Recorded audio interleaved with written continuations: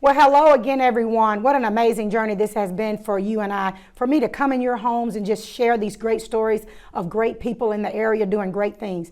And we will not fail you today. We have yet found another amazing person in the Opelika, Alabama community that's doing great things. She's an entrepreneur. She's a mother. She's an advocate for students. She's a counselor. She's everything you think a woman could be. She's also someone who's in love with the Lord, and that's my favorite part of her. So today, we want you to sit back, and then if you have someone who don't usually watch the show, go get them, because I tell you, if they have a niece or a daughter, they're going to want to hear what she has to say. Today is my great and esteemed honor to introduce to you none other than my friend, Miss Tiffany Gibson-Pitts. So glad to have you here with us today. You're doing so many amazing things in the area. I couldn't wait. We work together, but that's not why you're here. One day I was walking in the school that we work, and I said, oh my God, I have to have her on the show, because I listen to you every day talk about even the struggles, some of the things that you're hit with when you're trying to change the mindset of young girls. And I'm like, how amazing is that she doesn't give up? So we just are honored here at Empowering Moments that you would take this time to be with us. So welcome. Thank you for having me. I'm excited to be here with you. Yes, we are watching you just grow by leaps and bounds. I follow you, of course, on Facebook. Again, you're in my book because you're that important. Some of the things, because we were roommates back when we went to South Korea together, and you took very good care of me. And it was an honor, so I put it in the book because I was very grateful. And so was my family to have somebody there. But I began to watch how you embrace young ladies, the things that you are trying to make sure that they're getting. So many times we hear people say, we don't have any mentors, we don't have any people. Well, that's not true, because right here in good old Opelika, Alabama, we have you pushing and doing things to change the lives of young people. So tell us a couple things that you're doing to do some of that. Well, right now, of course, I have Girl Steps, Inc. And I must say I cannot take all of the credit for this organization, because I have a lot of strong women who are also on the sidelines with me, making change or bringing about change to girls in this area. We meet monthly for our meetings. We've expanded our reach to include girls at the Lee County Youth Development Center. Wow. With our virtual program. Here also at the Lighthouse is what we call this fantastic or phenomenal building that the Opelika Housing Authority is allowing us to use.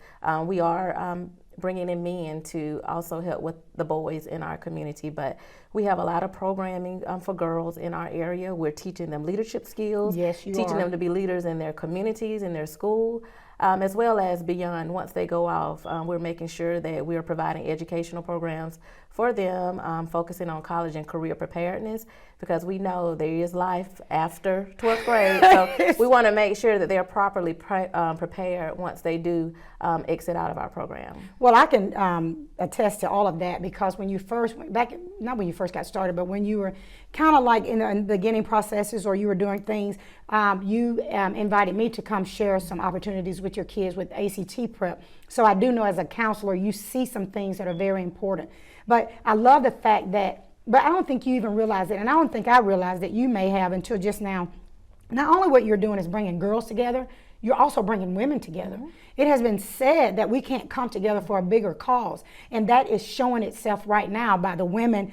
Just look at us. Like, I'm always trying to ask you, I hope I do say, hey, how can I support you? Or you always asking me, how can I support you? So it's not only bridging and changing the attitudes of girls, you're also changing the attitudes of women. I love this building, and we'll talk about parts of that or how you got that. But as I was walking through it and looking at some of the things you have in here, you have all these positive things on the wall.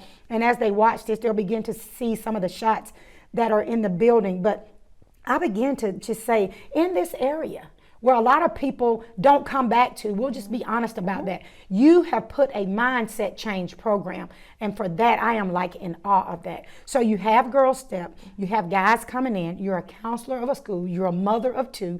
I mean, I'm like, man, oh my God. And people think we just roll out of bed and say, let me see what I'll do today. Yeah, of course. You have to keep pushing. So tell us how, when life is challenging, and I'm sure sometimes it is, or you get those no's, because you do understand a no, because you had that courage. You ran for mayor. I did. And so when you hit those challenges, tell these young people and older people, how do you continue to get up after that? Prayer. I think I'm just grounded. That was the basis of me growing up in the church, and that's what I turn to or lean on. I guess I take a no as just not right now. Right. You know, and a no doesn't necessarily mean that whatever idea I had, no one liked it or I couldn't create it. Right. You know, even in losing that particular race, I had peace the entire time because that was something that God told me to do, and I was obedient to his word, and he brought about peace. So everything that I wanted to do is now happening. Right. So while I may not be at the head leading it, it's still happening, and that's all that matters to me. So what you're saying, I'm sorry, I didn't mean to cut you off, is that you had a vision for Opelika. Correct. And you're beginning to see change manifest. And at the end, I think people need to see this, and I'll look at the camera when I say this, it doesn't matter who's in charge as long as we can come together. And I think I can relate to that. Sometimes people think we have to be in charge in order to see greatness manifest. You can get on a team that's already happening, and I can say that because we're at the Hope Academy. And we band together and watch things take place. We laugh all the time about the kids who just want to keep coming to school every day because nobody takes charge of being in charge. We just take charge of being there and making change. So I do like that. And you don't realize how many people, including myself, that you were, I was like, man, she just said, I'm going to run for mayor. I think that's how we thought it happened. You just woke up and say, no. Oh, I think I'll just be mayor. And I think that's how people think. I think, you know, God didn't let you rest. You had to take on that, but in the process, you said he opened up doors through that. So no doesn't mean not right now, guys. It doesn't mean the absolute. It just means not right now. And I need them to, let's go back to something you said. You said doesn't mean that people didn't like your idea.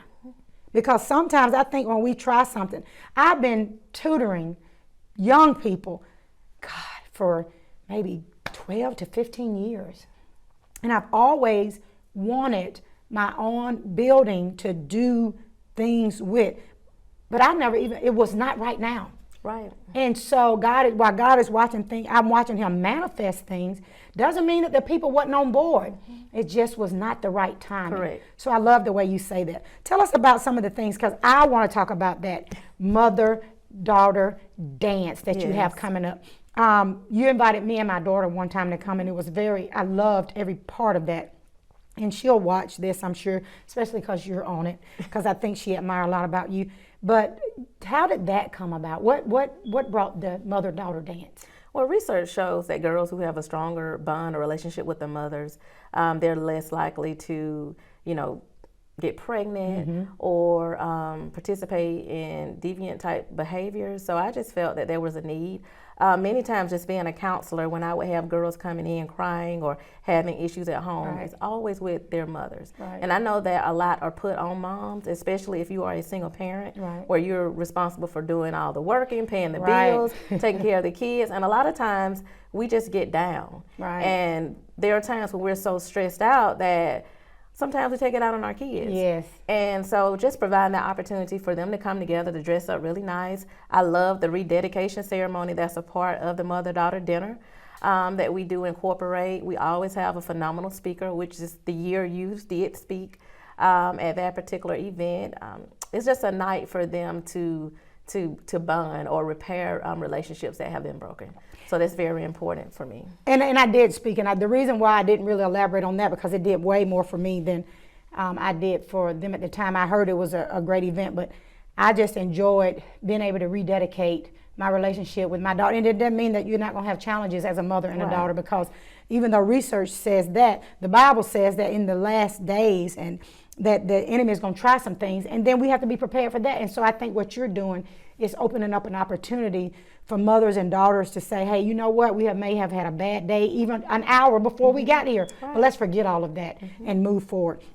Let's talk about some of the programs that you have for the girls, because I watched y'all on Facebook. The kids went to an aviation place. I'm like, first time I ever seen a plane was when I had to buy my own ticket. You're taking the girls to go and look at planes and things that a lot of people think young girls would be interested in. Right. Tell me about that and how did that come about? Yeah, we're all about addressing the opportunity gaps within our community, and there are a lot of them. There are a lot of programs that are out here that are doing a lot of the same things, but they're not meeting all of the needs of our kids. Right. So with girls, those are careers that we need to expose them to so that they won't be just looking at the traditional fields once they do get to high school and go beyond. I got an email from an individual from the Aviation Center at Auburn University. She was actually a part of our career expo that we had last spring, and she invited our girls to that. So that was really, really awesome for them to meet a lot of female pilots. Right. They were able to sit in the cockpit. No, so I love they it. They were really, really excited about being a part of that. A couple of them stated that, they're interested in aerospace engineering after that particular event. So it was a really, really great opportunity, and it just exposed them to something different. Let's go back and talk about the word exposure. I always tell people, they always talk about how well the kids that work with me do ACT prep. And I quickly say, your child comes in here thinking that they can't learn, but the truth is they haven't been exposed to the material. I think all I do is give them an opportunity to be exposed. And now I'm not gonna lie and say it's not work, but just like anything, if you expose me to it, there's a chance that I'll gravitate to it and know more about it. But non-exposure is an absolute, can say that I won't ever embrace that. So that is amazing for you to say gaps. And they can see they can be pilots. They can see that they can do different things. And so exposure to me is key. Now, it takes a lot of work to do the things that you do. Well, it does. And I think exposure is everything. Like, that's in our mission statement with Girl Steps, because our mission is to expose girls to something differently. If you don't have that type of exposure, then you will just see the world through the same set of lenses that you have. Right. So in order to bring about change, you have to show people something different. And it's going to be more than just showing them something on the television or on the computer. You have to take them out. That's why we go on college visits. We take trips to museums. We learn dinner etiquette. Right. They need to know when they're sitting at a table where you have all of these different forks and cups, they need to know which one is theirs and which one to grab. And it brings about more confidence with them when they're going out. So exposure is everything. Now, I'll have to talk about, because you mentioned it, and had you not brought it up, I never would mention it, but the Leith County Youth Development Center are some of my favorite people. Mm-hmm. I mean, like Sherry Cook. And those girls, she's one of my board members, so they'll tell you how much I feel about her. You can't find someone, and I've been knowing her all my life, but I really built a relationship with her because her son was in one of my program when I did summer enrichment.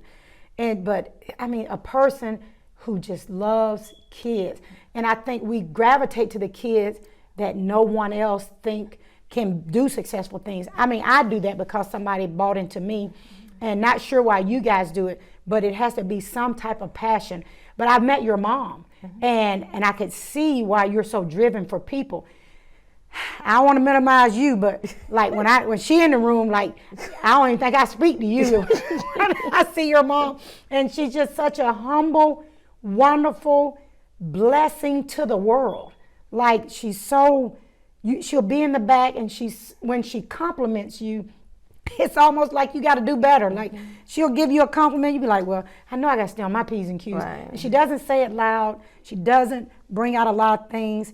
It just makes you feel like you can do anything. So I can imagine having her as a mom. It's just like my personality is so big because Liz was my mom. Mm-hmm. So I can imagine where you get it from. So you have exposure, you have tutoring, you have the dinner, all the other things. You have the school counseling. What do you see some of the challenges in our own community? Because we have to be very, very honest about that. There are challenges in every community. So please, as I always say, don't write me and say that everybody has challenges. That's not what I'm saying. Right now, we're just dealing with some of the things that we can impact personally. What are some of the challenges that you've come up against since you've started doing some of the things you've done? I think the biggest challenge is buy-in. Mm-hmm. Trying to get people to buy into what we're doing. Right. I know that a lot of people we're just overworked. We overdo it as parents. Right. So we have our kids in all of these different organizations or sports programs that when you have something that's really educationally focused, we don't take the time to take advantage of it. Right. Our programming is free.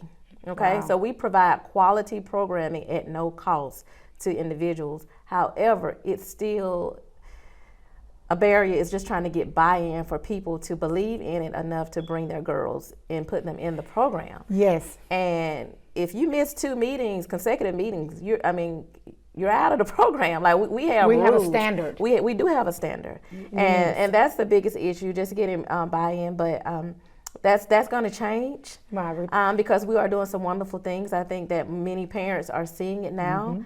We do have about 70 plus members, girls who are in the program right now. I do see that expanding, are getting larger.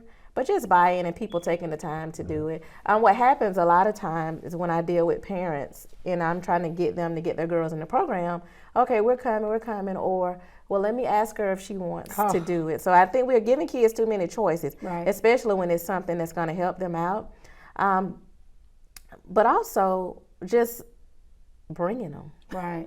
You know, as parents, we can do everything else, but many times we don't want to just, okay, let me take them over here for a couple of times, and that's what it takes. So many times I get, inboxes or messages from parents, oh, my daughter is doing this, can you help? Well, the program has been here. So if you had your daughter in, and not saying that this is the one just for everyone, because Girl Steps may not be for everybody, but it's just difficult when you come around at the end to say help when you've had the opportunity. Now that hole is so deep that maybe your daughter has gone down, and it's going to be hard to try to turn around. So, but buy in. I'm optimistic about it. I know what you're saying. I did free tutoring for 8 and 9 years. Saturday mornings, have to say Pastor Florence it allowed us to use her church 9:30 to 12, free ACT prep. And to get, unless they're a senior who's trying to get into a scholarship program, they'll inbox me and want me to work miracles at the last minute. And God now has prevailed, so I'm not saying don't reach out to me because he's done some great things. And no, it's no longer free anymore because of the things that I have to do. And so unlike your program that's free, mine is no longer free. I do a lot of giving back in the community, but that part of it, or it would overwhelm me at this place in my life. I want to be specific about that. But you're right. How can I help you when it's been here the whole time? So the buy-in. But I do believe that sometimes our parents, like I probably would have been when I had Jessica at an early age, just not understanding what it takes to be a parent. But somebody said it best about me today, somebody I even know that observed the relationship I had with my daughter, is that even though you were young, you knew you had to take care of your child. And whatever it took, you took care of her. And I think I didn't have the money to buy her new things or games or whatever, but I had love and time. And so always make sure she had what she needed. And I think our priorities, because I love athletics, and anyone who knows me know I'm at every game. I love athletics. My son played basketball. But even though Devin played basketball like Austin, we made sure that academics was a priority. Right. And I think sometimes that's off balance. I think, and they need to hear this, that you can't start telling them at 5 years old that they're going to the NFL because less than 1% of the students that play high school ball even go to college. Right. So on a scholarship. So we got to start giving them opportunity. I'm not saying that athletics gave Devin the discipline that he needed. And we know that. Even though our kids are not perfect, we do recognize that there was some discipline in that. So I love athletics and what it does for the children. But we got to be honest about the other part of it, because when they don't make it into the league, they start making decisions. And I see this all the time, Tiffany. They were the superstar in high school. They get to college, and the coach is saying, you got to wait your turn. We got all the superstars. Well, they have to get there first. Yes. And so that's why, academics, they're very important with Girl Steps Inc. Is when you're in high school, you need to make the grades at that particular time. Because if you don't make the grades, I don't care how good you are, you will not be going to that particular school that you're interested in anyway. So that's something that we do push here at Girl Steps Inc. is you also need to, you need to focus on those grades. In your behavior, in your attitude, in your leadership. Because nowadays, coaches want to know, because I've talked to coaches because I prep athletes, they want to know what kind of person is he? Right. What is he doing in the community? How does he speak to his parents? Because nowadays there's so many opportunities for kids to learn how to be great athletes that we didn't have. You're having to compete against a lot. So it's not just if you're a good ball handler, how are your grades? How do you speak in public? How do you respect authority? All of that is playing a role. So I see that's what y'all are offering in Girl Steps. And we've also, I hired we're adding on. I saw that. People. Wonderful. So we do have a family advocate. Her name is Valerie Kennedy. So for those families who need a little more push or a little more help, she's assigned to help them. So if parents feel intimidated about going to school for meetings, she will accompany them to school meetings. She's been doing that. If the family need anything, if the lights are getting turned off, they don't know where to go, she's there to provide that resource for families to get them connected to other resources within our community. We are going to start having a family night. We do have another individual who's going to come in and actually work with young moms. Right. And so she's going to come in and be a part of the program or the gaps that we have in here. Right now, we're just with girls in grades 3 through 12. Right. But you have some young moms who may be fresh out of high school, who may be up to maybe age 25, where she'll start having monthly meetings with them, teaching them parenting skill, because a lot of programs that are out there, it tells them how, okay, if you're going to keep your child, we'll take you through this process. But once they have the child, then it's kind of like they're out there. Like, what are they going to do? So we're going to have different support groups for girls as well. I had that when I had Jessica. I had someone to help coach me through it, to help know where to go get daycare, to help know. So I was able to stay on track with my life because I didn't know what to do. I was young and scared. And so that is an awesome thing. And we, and I thank God for people like you. And I thank God that you, even though you have and I'm pretty sure your kids, whether they tell you or not, it has to be a little overwhelming sometimes but I've noticed that little Ashley is being trained up to be a little entrepreneur herself, but it doesn't discount the fact, and I know I've dealt with this in my own family with my kids, that sometimes you're doing so much, and it's not that you're overlooking them, but it requires a lot of time, especially when you're trying to work a full-time job. So what are some of the advice you give for people who are trying to balance things like that? How do you balance that? Well, the good part about it, I run a girl program, and Ashley is a girl.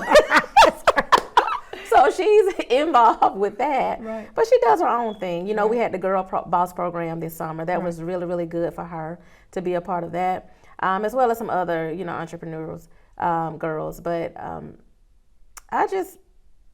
it took me a while to find balance. At one point, I had no personal life. So now I'm like, okay, COVID taught me a lot. That I need to take time for myself. I do have a life outside of my family. And Girl Steps. And Girl Steps that I do enjoy. It may only be maybe 10%, but I take advantage of it. But just learning balance. I'm still learning how to balance everything, but I'm on my way. Trust me, people who live the kind of lives that we do, it is hard sometimes to find balance. It's a lot. I found myself the other day talking about how to balance. But I do, like I said, we work together, so I do know your heart. I know your passion. I know the love you have for the community and for the kids, and that you brought it back to your own hometown is a fantastic thing to see. And to be a young woman doing great things, and not just a young woman, being a young African-American woman. I don't think when I was growing up, I met someone who's a doctor that came to Boykin. They'll tell you how many years ago that was. And I had never seen a black doctor. And I put it in my book, I saw this black female who was a doctor. And I was like, in the 5th grade, I said, I want to be a doctor. And although I wasn't an MD like her, it gave me something I never forgot that I wanted to be a doctor. And see, that reminds me of our career expo that we had last spring. We had about, 40 women from various careers. They all represented the 16 career clusters that are identified by the State Department of Education, because I wanted girls to see people in those actual careers, and they did. They were able to meet female doctors, attorneys, judges. We had nurses, people actually in industry. You have a lot of female engineers that are out there. So they were able to meet different women, and a lot of them also left like you did as a kid, saying, I want to do this. I can, because hey, if they see it, they can believe it. That's what, we just started our nonprofit Dream, and our theme is, if you can dream it, you can live it. And so, it's us, but it's on Felix, because once he started this business, he wanted to really push although we love education, I'm an advocate for education, but sometimes we want to build skill sets. And so that's what he's going to focus on, helping ones to build skill sets. So as we wrap this up, I want people to let us know, first of all, where this fantastic building is located. So in case they want to come by, visit, drop in, send a donation, they'll know where to come. So let's tell the people where they can find you. Yeah, the building, we're located at 500 Raintree Street. It's in Opelika, right in the middle of the Raintree community, which is a part of the Opelika Housing Authority, which is an added bonus for our location. We also have a website. It's www.gstepsinc.org. You can make donations on there. You can learn more about our board. You can follow us, learn about activities, and you can also sign up to receive our newsletter called The Lighthouse, which was just put out today. I read it today. So I'm really excited about that. That's also just a way for people to keep up with what we have going on here at Girl Steps Inc. Okay, as we come to a close, if you want to share one part of your vision for the next generation of girls, what would that be? Why do they need to join this program? We ain't worried about the hundreds of others out there. Why this one? Why this program? This program is providing opportunities to girls, and it's through exposure. We do everything. It's going to be, if we're not going to do it right, we're not going to do it at all. I love that about you. And so it's just going to expose them to different things. Exposure. Well, you heard it here. The good old-fashioned, my friend, my roommate, Miss Tiffany Gibson-Pitts. It has been an honor and an amazing journey to watch you grow. I'm looking forward to where God is taking you, where God is taking this program. Every time I have an opportunity to share something you all are doing, I seek that as an opportunity to expose people to great people and great things. So again, I'm honored to have you. I thank God that you chose this little platform to tell us how big you're growing. So don't forget about little old us now as you move forward. Guys, we appreciate you for watching. Listen, you heard it here. Girl, step. It's time to step out of our comfort zone and do things differently. Here she is teaching girls how to reach for higher heights. Aviation. They can be anything they want to be. So parents, children everywhere, as you begin to watch this show, find a way, go to her website like she says, get in contact with her. Let us know that you want to get involved, because I'm pretty sure there's something for everybody in Girl Steps. Thank you again so much for watching. As always, we are a place that empowers people. We want you to change your mindset. Every time you watch this show, we want you to leave different. And as always, when I asked you this, when you wake up with a decision in the morning, and if you have to make one decision, and if it's to lose or to win, you better make that decision and choose to win. Thanks for watching. Until next time, have an awesome day now. Bye-bye.